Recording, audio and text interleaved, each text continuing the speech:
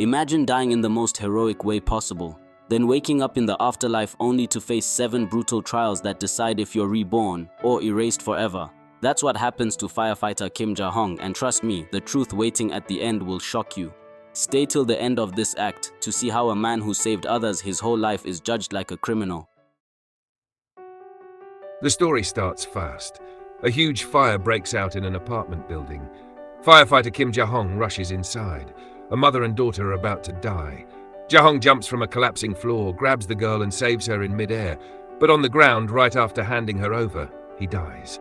Ja-hong wakes up, confused, standing in ash. But he's not alone.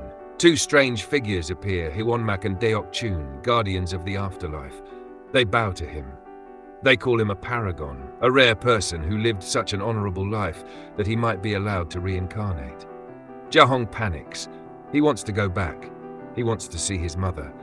But the guardians pull him into the afterlife, reminding him no one gets farewells. They arrive at the massive gate of the afterlife. Crowds cheer him. Even the gods treat him like a celebrity. And yes, he's confused. He insists he's not special, but everyone calls him the first paragon in 19 years. But being a paragon doesn't matter for long, because the first trial hits him where it hurts. Keep watching. Suddenly they arrive at a volcano, the hell of murder. Ja-hong is shocked. He says he's never killed anyone.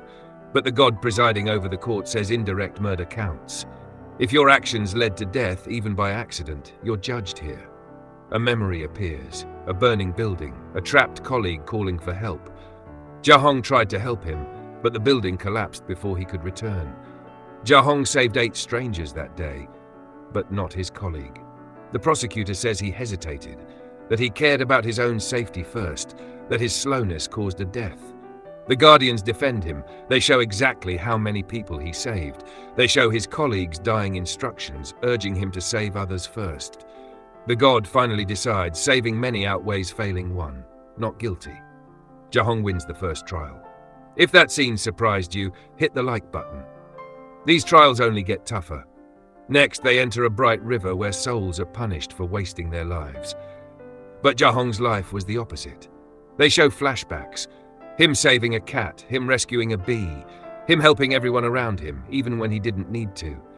The goddess prepares to crown him as a model citizen, until Ja-hong ruins it. He admits he didn't help people for noble reasons. He did it because he needed money. The entire court stops. Even the goddess freezes. So the guardians show the truth. Ja-hong worked non-stop. Firefighter by day, delivery worker by night, and cleaner on weekends. He never rested. He worked to support his sick mother and pay for his younger brother's school. The court realizes he wasn't lazy. He was desperate. Verdict: not guilty. Which character shocked you the most so far? Ja-hong, the gods, or the guardians? Drop your thoughts in the comments. Now they enter a forest of razor-sharp blades. This is where liars are punished. And this time, the prosecution comes out swinging. They accuse Ja-hong of writing 98 fake letters to the daughter of the colleague who died in the fire, pretending to be her father to give her hope.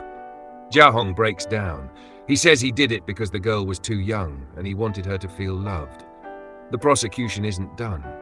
They reveal Ja-hong also wrote fake letters to his mother for 15 years. Letters describing a wife he didn't have, a son who didn't exist, and a happy life he never lived, all to keep her spirits up during illness. The court is furious, but the guardians flip it. They show how those letters gave Ja-hong's mother strength to survive, how she recovered, how she lived because of his lies. The god dismisses all charges. Verdict: not guilty. But this victory doesn't last long, because something terrifying is happening in the living world. Suddenly, a portal rips open. Time speeds up. Hell ghouls appear. A vengeful spirit has been born. This only happens when someone close to the defendant dies with deep resentment. Ja-hong panics. He begs the guardians to tell him who died, his mother or his brother. But Guardian Gang Lim refuses to say, knowing the truth will ruin the trials. The Guardian leaves to investigate. Meanwhile, the other two try to stall time.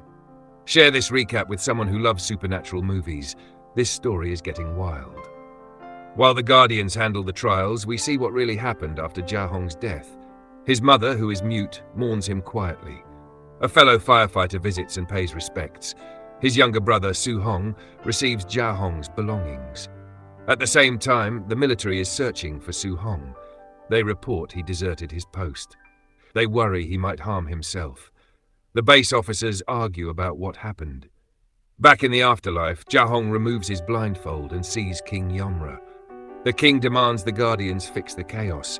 If they don't, he'll personally descend to the living world. What would you do if you found out your family became a vengeful spirit because of you? They move to a glacial canyon. Here, those who hid crimes are frozen forever.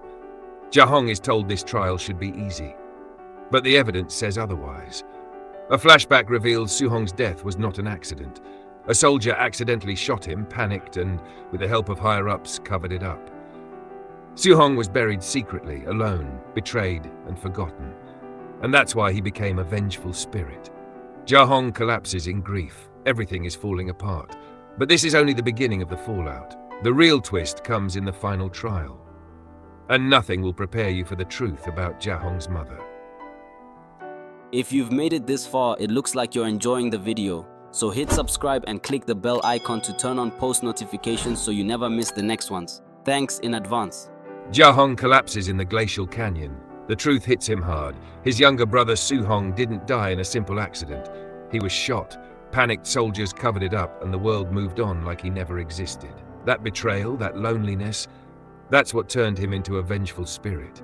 And that spirit is now tearing holes through the afterlife. But Jia-hong's trials can't stop, not even for grief. Time is running out. As the afterlife shakes, Guardian Gang Lim continues searching the living world. He discovers the shallow grave, he watches the flashback, he sees Su-hong fighting for breath under soil. He realizes Su-hong wasn't dead, he was buried alive. Su-hong clawed at the dirt. He screamed. No one listened. It's the exact same way his father died. That grief fueled his transformation into a spirit powerful enough to disrupt the entire realm. But the darkest truth still hasn't been revealed. Jia-hong's biggest sin isn't what you think. The Guardians take Jia-hong through memories of home. They show him moments he tried to forget. His mother struggling with illness, Su-hong suffering from malnutrition, Jia-hong working non-stop to feed them both. But then they arrive at the memory Jia-hong feared most. The night he left home. Jia-hong admits the truth. He didn't run away because he was rebellious. He ran because he reached complete desperation. He planned to kill his sick mother first, then end his own life alongside Su-hong, to spare all of them from poverty and suffering, but he couldn't go through with it. He broke down. He gave up, then fled, crushed by guilt, working the rest of his life to make up for that night. That's why he could never face his mother again. If this backstory hit you emotionally, hit the like button. This story only gets deeper from here. They pass into the hell of betrayal. Souls who betrayed trust are locked inside mirrors and shattered forever. The goddess rules calmly, beautifully. Only beautiful betrayals, selfless betrayals, are forgiven. At first, Jia-hong thinks he's safe. He didn't betray anyone, right? Then a mirror shows Su-hong's memory. His brother screaming for help, his brother begging for rescue, his brother suffocating under dirt. Su-hong screams, "They betrayed me, they buried me alive." He turns to Gang Lim, "So you will betray me too." Su-hong refuses to calm down. The trial cannot continue, the whole realm splits open from his wrath. But the worst trial is still ahead. Filial impiety, judgment for sins against one's mother. And that's where the final twist hits. They fall into a bottomless sinkhole leading to the hell of violence. This place judges physical violence against others. Jia-hong sees a memory he never wanted to revisit. He beat Su-hong in high school, not out of cruelty but out of teenage stress, hunger and fear. But Su-hong was weak, malnourished, vulnerable. The court sees only the violence. The god demands punishment. But the Guardians fight back. They show how both boys suffered, how both were victims of poverty, how trauma shaped their actions. The problem? There was no forgiveness between them. And without forgiveness, violence is unforgiven. To save him, Deok-chun requests a combined trial, merging violence and filial impiety, the final trial. It's extremely risky. If Jia-hong is found guilty, his punishment doubles and the Guardians lose all privileges forever. But they have no choice. Who do you think is the most tragic character in this story so far? Jia-hong, Su-hong, or the mother? Comment your choice. They enter the eternal desert, the hell of filial impiety. This is the harshest court. Here, sins against one's parents are unforgivable, and Jahong's entire life revolves around his mother. The god recalls everything, leaving home, never visiting, lying for 15 years, planning to end her life out of despair. Jahong collapses, he begs for punishment, he believes he deserves it. But the Guardians demand the mirror of karma.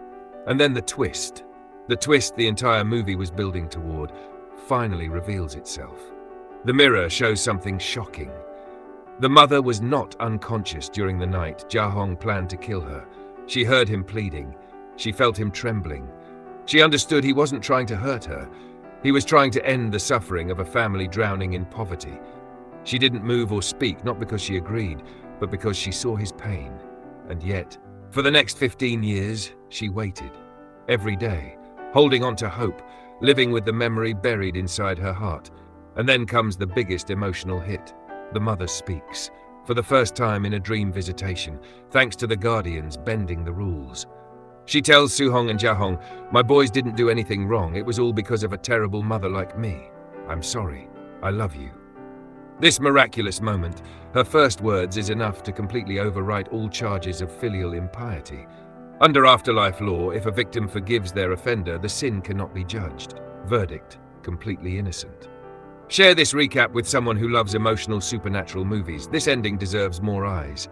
The Guardians cry with relief.